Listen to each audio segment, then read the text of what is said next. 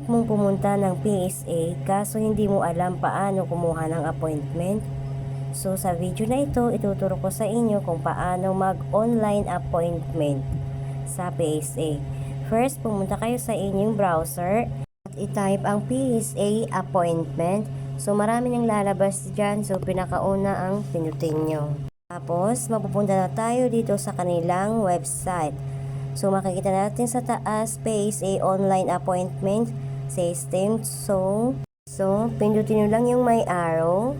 Tapos, scroll down nyo.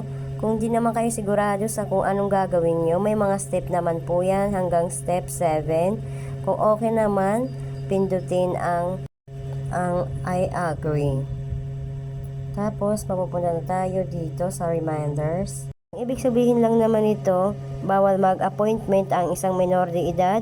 Sa pangalawa, kung authorized representative ka, kailangan mo magdala ng authorization letter tsaka valid ID. So, ang pangatlo naman, first come, first serve. Pag okay na, i-click na ang next. So, dito naman tayo sa purpose. Scroll down nyo lang. Pag nakita nyo na ang purpose nyo, pindutin nyo lang. Dito na tayo mapupunta sa requirements for first-time job seeker. So, kailangan yung i-provide yung mga requirements. At kung hindi ka naman first-time job seeker, pindutin ang next. Naman tayo sa choose a region, pindutin ang arrow.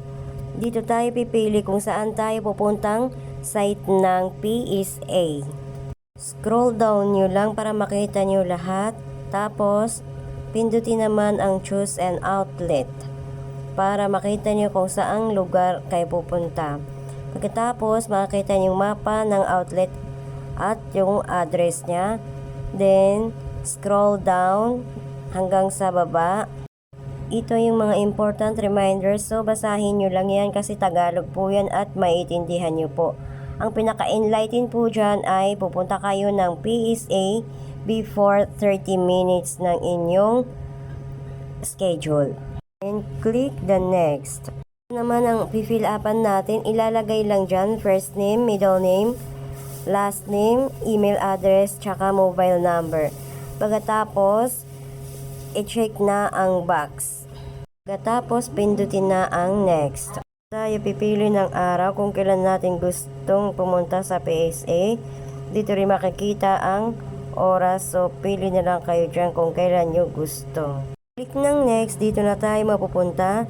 Ang nakalagay dyan ang ating outlet address, date and time. Tapos, click na lang natin ang OK. Then, punta na tayo sa ating Gmail. So, i-open na natin. Tapos, tingnan natin yung message ng PSA online appointment. Pagka-open natin, dito na yung ating view appointment, reschedule at cancel. So, sa ating view natin yung appointment natin. Nakalagay dyan yung book at appointment details.